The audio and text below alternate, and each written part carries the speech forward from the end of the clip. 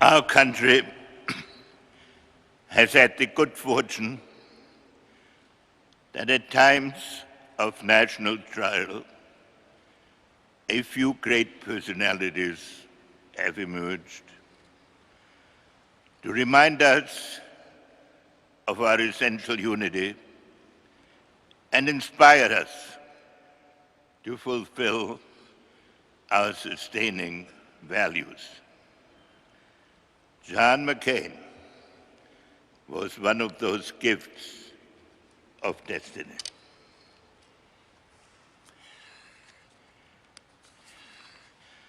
I met John for the first time in April 1973 at a White House reception for prisoners returned from captivity in Vietnam. He had been much on my mind during the negotiations to end the Vietnam War, partly also because his father, then Commander-in-Chief of the Pacific Command, when briefing the President,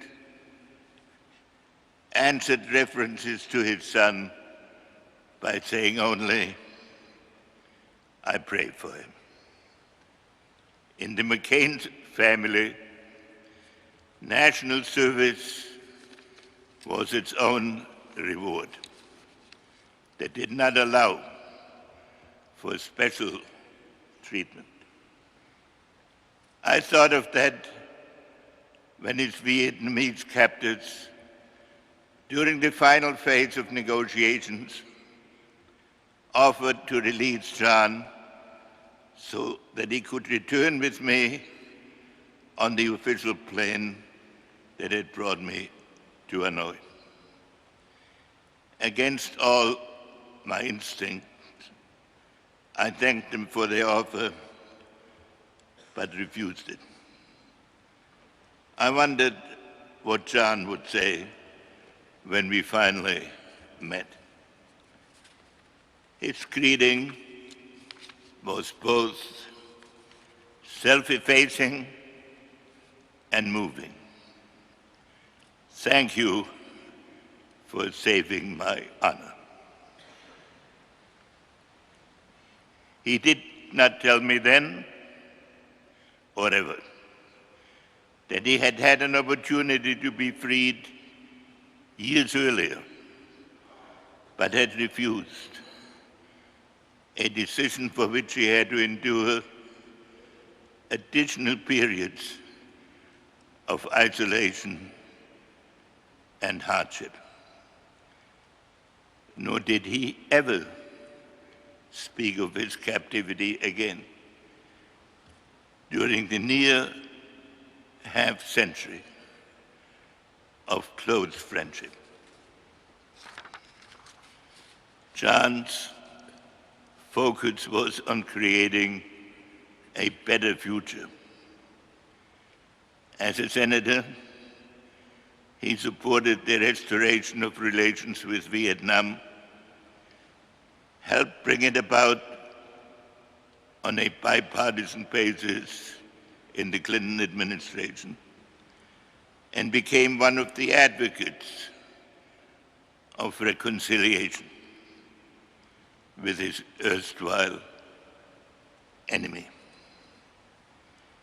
Honor was John's lodestar. It is an intangible quality. It is not obligatory. It has no written code. It reflects an inward compulsion, free of self-interest. It fulfills a cause, not a personal ambition. It represents what a society lives for beyond the necessities of the moment. Law makes life possible. Honor ennobles it. For John, it was a way of life. John returned to an America divided over its presidency, divided over the war. Amidst all the turmoil and civic unrest, divided over the best way to protect our country and over whether it should be respected for its power or its ideals. John came back from the war and declared that this is a false choice. America owed it to itself to embrace both strengths and ideals. In decades of congressional service, ultimately as chairman of the Senate Armed Services Committee, John was an indefatigable exponent of an America strong enough to vindicate its purpose. But John believed also in a compassionate America, guided by core principles for which American foreign policy must always stand. With liberty and justice for all is not an empty sentiment, he argued. It is the foundation of our national consciousness. To John, American verities had universal applicability. I do not believe, he said, that there is an Arab exception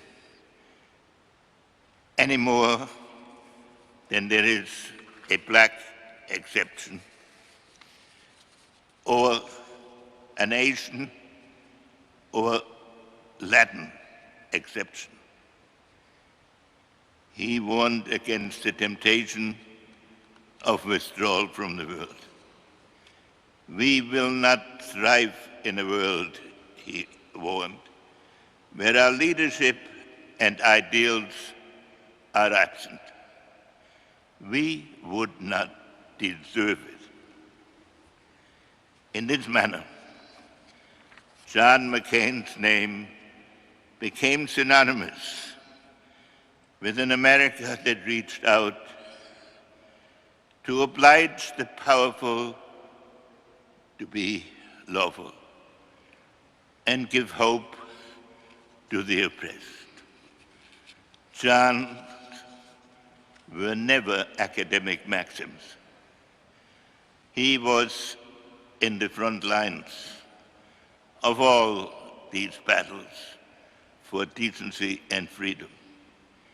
He was an engaged warrior, fighting for his causes with ebullience, with courage, and with humility to the limit of the feasible, and sometimes miraculously, even beyond it. John was all about hope. In a commencement speech at Ohio Wesleyan University, John summed up the essence of his engagement of a lifetime. No one of us, if they have character, leaves behind a wasted life. Like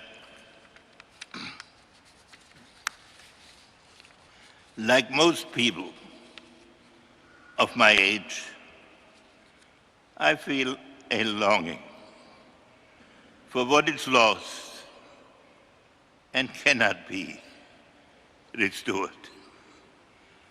But if the happy pursuits and casual beauty of youth prove ephemeral, something better can endure, and endure until our last moment on earth.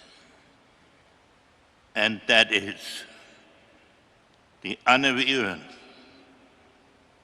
and the love we give at a moment in our lives when we sacrifice for something greater than ourselves. Heroes inspire us by the matter-of-factness of their sacrifice and the elevation of their vision. The world will be lonelier without John McCain. His ebullience, his faith in America, and his instinctive sense of moral duty. None of us will ever forget how even in his parting, John has bestowed on us a much-needed moment of unity and a renewed faith in the possibilities of America. Henceforth, the country's honor is ours to sustain.